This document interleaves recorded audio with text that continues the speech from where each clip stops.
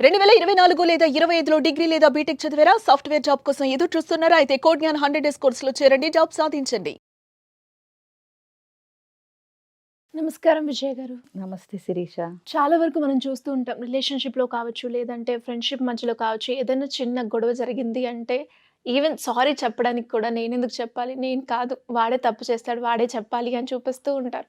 ఇలాంటి చిన్న చిన్న ఈగో కారణంగానే చాలా వరకు రిలేషన్‌షిప్స్ అనేవి బ్రేక్ అవ్వడం జరిగింది. మరి వీటి వల్ల వచ్చే నష్టాలేంటి మేడం? దీన్ని అసలు మనం ఎలా చూడాలి అంటారు? యాక్చువల్‌గా చెప్పాలంటే ఈగో అనే దాన్ని మనం నెగెటివ్‌కి అంటే సినానిమ్ కింద మార్చేసాం. సైకాలజీ ప్రకారం చూస్తే అసల ఈగో, సూపర్ ఈగో అనేది ఉంటాయి మనకి. Okay. So, and super ego వచ్చేసి అన్‌కాన్షియస్ స్టేట్‌లో అంటే మనకి అంత తెలీదు. బట్ ఈగో వచ్చేసి మన కాన్షియస్ స్టేట్‌లో ఉన్నప్పుడు జరిగేది. అంటే ఈగో నిజం చెప్పాలంటే మనల్ని ప్రాక్టికల్‌గా రియాలిటీలో ఉంచేది ఈగో. సో, ఫర్ ఎగ్జాంపుల్ ఎట్లా చెప్పాలంటే ఇప్పుడు మనకి చాక్లెట్ తినాలనే క్రేవింగ్ గానీ, కోరిక కానీ వచ్చింది. సో, ఈగో ఏం చెప్తదంటే ఓకే. నీ చాక్లెట్ నువ్వు కొనుక్కొని తిను అనే ఓపిక, రియాలిటీని చూపిస్తది మనకి. ఎట్లా అంటే పక్కన మన ఫ్రెండ్ తినబోయే చాక్లెట్ అయినా లాక్కుని తినేద్దాం అనే టైప్‌లో చైల్డిష్‌గా ఉంటది. సో, వేరే వాళ్ళదైనా సరే గ్రాబ్ చేసి తినేద్దాము అని. ఇక సూపర్ ఈగో అంటారా, మనం తినబోతూ పక్కనాళ్ళకి కూడా పాపం తినాలనిపిస్తుందేమో అడుగుదాం, వాళ్ళకి అవసరమైతే ఇచ్చేసి మనం ఇంకోటి కొనుక్కుందాం. ఇంత అంటే ఎక్స్‌ట్రీమ్ అనమాట. సో, ఈగో చెప్పాలంటే బ్యాలెన్స్ చేస్తూ ఉంటది. అటు మరీ ఎక్కువ సెల్ఫ్‌లెస్ తనాన్ని, ఇటు చైల్డిష్ తనాన్ని, సెల్ఫిష్ తనాన్ని, సో సెల్ఫ్‌లెస్‌ని, సెల్ఫిష్‌ని బ్యాలెన్స్ చేస్తూ ఉంటదనమాట. సో, ఈగోని ఎక్కువ ఏంటంటే సెల్ఫ్ ఎస్టీమ్, తన కోసం తనకి నిలబడే వాళ్ళని ఆ లైన్ తెలియక కూడా ఒక్కోసారి మనం వాళ్ళకి ఈగో ఉంది అనేస్తూ ఉంటాం. బట్ సన్నటి గీత ఉంటుంది సెల్ఫ్ ఎస్టీమ్‌కి, ఆత్మవిశ్వాసానికి, ఈగోకి, ప్రైడ్‌కి మధ్యలో. మనం ఈ రెగ్యులర్‌గా వాడే ఈగో అంటే ఈగోయిస్టిక్ పీపుల్ అంటాం. అంటే హెల్తీ ఈగో ఉంటుంది, ఈగోటిజం ఉంటుంది. అంటే హెల్తీ ఈగో ఉన్నంత వరకు అదేంటంటే మనల్ని మనం కేర్ తీసుకుంటూ ఉంటాం, ఎదుటి వాళ్ళకి నష్టం ఉండదు. ఈగోటిజం ఏంటంటే నేనే ఇంపార్టెంట్, నువ్వేమైపోయినా పర్లేదు, నాకు సంబంధం లేదది. ప్రాబ్లమ్స్ అక్కడి నుంచి వస్తాయి. అంటే ఎప్పుడైనా శిరీష నేను కరెక్ట్, నేను చేసేది కరెక్ట్‌గా చేయాలనుకుంటాను, నేను కరెక్ట్ అని అనుకోవటంలో తప్పు లేదు.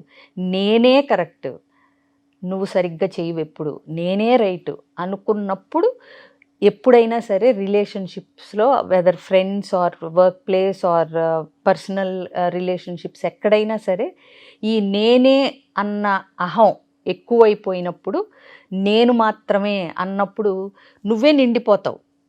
ఇంకా నీ చుట్టూ ఎవరికి నీ దగ్గర ఎవరికి స్థానం ఉండనట్టుగా నువ్వే ఆక్రమించేసుకుంటావు నీ సర్కిల్ అంతా.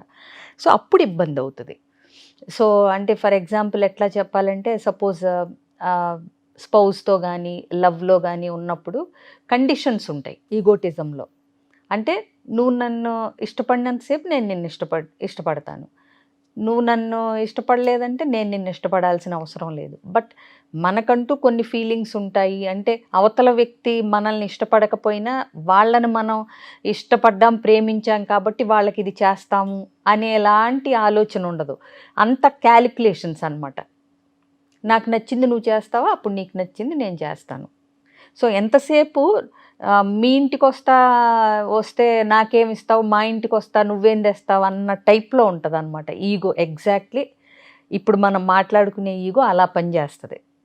బట్ హెల్తీ ఈగో ఉన్నప్పుడు ఏంటంటే నిన్ను నువ్వు ప్రొటెక్ట్ చేసుకుంటా, నీ సెల్ఫ్ రెస్పెక్ట్ ఎక్కడా దెబ్బతినకుండా, నువ్వు తలొంచాల్సిన పని లేకుండా నువ్వు పర్ఫెక్ట్గా ఉండటానికి ఈగో ఉపయోగపడుతుంది. ఓకే. సో, అట్లాగే ఈగో లవ్ ఎట్లా ఉంటుందంటే ఇప్పుడు చెప్పాను కదా, కండిషన్స్తో కూడుకుని ఉంటుంది. అదే ఆథెంటిక్ లవ్ అనుకో, వాళ్ళు ఏ పరిస్థితుల్లో ఉన్నారు, వాళ్ళు మనకి అంతే ప్రేమని అందిస్తున్నారా లేదా లెక్కలేసుకుంటా అట్లా ఏముండదు. నువ్వు జెన్యూన్గా ఇష్టపడితే వాళ్ళ కోసం నువ్వు చెయ్యాలనుకున్నది చేస్తావు. వాళ్ళు ఏమి ఇస్తున్నారు రిటర్న్ అనేది ఆలోచించకుండా. ఎక్స్పెక్టేషన్స్ ఉండవు. అర్థమైందా? సో, ఇప్పుడు మనం వింటూ ఉంటాం వాళ్ళు ఏమి ఇచ్చారు అన్నది, అంటే వాళ్ళు నీతో అలా ఎందుకుంటున్నారు, నువ్వు వాళ్ళని ఇష్టపడ్డావు కదా అంటే, నువ్వు అలా ఉండొచ్చు కదా అంటే, నేను వాళ్ళని ఇష్టపడినప్పుడు వాళ్ళ నుంచి ఏమీ ఎక్స్పెక్ట్ చేయకుండా ఇష్టపడుతున్నాను కాబట్టి వాళ్ళు ఏమీ రిటర్న్ ఇవ్వాలని నేను ఎక్స్పెక్ట్ చేయట్లేదు అన్నట్టు అంటాం. సో అంటే లవ్, ఇష్టము అన్నీ రెసిప్రోకేట్ అవ్వాల్సిన పని లేదు. మనకిష్టం కాబట్టి మనకు వాళ్ళకి ఏదన్నా చేయొచ్చు అని ఆథెంటిక్ లవ్లో ఉన్నప్పుడు ఆలోచిస్తాం మనం. అదే ఈగోయిస్టిక్ లవ్లో ఉన్నప్పుడు ఏంటంటే, ఓకే వాళ్ళు మనల్ని ఇష్టపడలేదు కాబట్టి వాళ్ళని బలవంత పెట్టాల్సిన పని లేదు, బట్ వాళ్ళు ఇష్టపడితేనే ఇష్టపడతాను అని కండిషన్స్తో కూడిన లవ్ లాగా ఉండకూడదు. ఈ ఈగో వచ్చినప్పుడు రిలేషన్షిప్స్లో అక్కడే ప్రాబ్లం వస్తుంది. సో అంటే దీన్ని వదిలించుకోవాలన్నా, రిలేషన్షిప్స్ బాగుండాలన్నా 2-3 టిప్స్ చెప్తాను నేను ఇప్పుడు. Sure madam. మనం అవతల వాళ్ళు మనతో ఎట్లా ఉండాలని అనుకుంటున్నామో మనం అవతల వాళ్ళతో అలా ఉండాలి. అంటే ఇప్పుడు వాళ్ళు మనకు రెస్పెక్ట్ ఇవ్వాలనుకుంటున్నాం, వాళ్ళు మనల్ని ఇష్టపడాలనుకుంటున్నాం, వాళ్ళు మనకి ప్రిఫరెన్స్ ఇవ్వాలనుకుంటున్నాం, అవన్నీ మనం అవతల వ్యక్తికి ఇస్తున్నామా? ఇవ్వాలని అనుకుంటాం వరకు బాగానే ఉంది, నువ్వు కూడా ఇవ్వాలి కదా. సో చిన్న చిన్న తప్పులు ఎత్తి చూపకుండా ఉంటాం, ఒకవేళ చెప్పాల్సి వచ్చినా వాళ్ళు నొచ్చుకోకుండా చెప్పగలగటం, ఇలాంటివి చేయగలగాలి. ఇంకోటి ఏదో ర్యాంకింగ్స్ని లెక్కలేసుకోవటం మానేయాలి. అంటే నేనే సూపరు, అందరికంటే నేనే ఒక పైమెట్లో ఉన్నాను, అందరూ నాకంటే కింద స్థాయి ఆలోచనల్లోనే ఉన్నారు అని చులకనగా చూడటం ఒకటి తగ్గిచ్చేయాలి. ఇంకొకటి ఈగో ఉన్నప్పుడు ఏమవుతుందంటే హెల్ప్ అడగటానికి కూడా మనకి అహం అడ్డొస్తుంది. తక్కువగా అనుకుంటారేమో, హెల్ప్ అడిగితే చులకనైపోతానేమో, ఎందుకంటే నువ్వు అవతల వాళ్ళని చులకనగా చూస్తుంటావు కదా. సో అంటే ఈగో ఉన్నప్పుడు ఏంటంటే అన్నీ నాకు తెలుసు అని నేను అనుకుంటున్నప్పుడు అవతల వాళ్ళని హెల్ప్ ఎందుకు అడుగుతాను? అర్థమైందా? సో ఇలాంటి ఒక ఫాల్స్ ఒక సర్కిల్లో, చట్రంలో ఇరుక్కుపోతుంది మనసు అనేది ఈగోతో ఉన్నప్పుడు. సో రిలేషన్షిప్స్లో ఇట్లా ఇబ్బంది పడకుండా ఉండాలి అంటే కనుక చక్కగా కమ్యూనికేట్ చేసుకోవాలి. ఒకటి కమ్యూనికేట్ చేయకపోతే ఏమవుతుందంటే ఈగోయిస్టిక్ పర్సన్కి చుట్టూ అంటే పక్కన ఉన్న స్పౌజ్, పార్ట్నర్ ఎవరైతే ఉంటారో వాళ్ళకి అంటే ఎగ్షెల్స్ మీద నడుస్తున్నట్టుగా ఉంటుంది. ఎందుకంటే ఎప్పుడు ఏం చేస్తే తప్పు, ఏం చేస్తే క్లాస్ బీకుతారో, అలా ఎప్పుడు ఏంటంటే వాళ్ళతో ఏది షేర్ చేసుకోరు. ఎందుకంటే అవతల వాళ్ళు ఫీల్ అయిపోతుంటారు. ఈగో ఉన్నాళ్ళు ఒక సలహా కానీ ఏదన్నా ఇస్తే దాన్ని విమర్శ కిందే చూస్తారు తప్పితే ఫీడ్బ్యాక్ కింద చూడరు. అందుకని వీళ్ళు ఏది చెప్పాలనుకున్నా ఫ్రీగా చెప్పలేరు.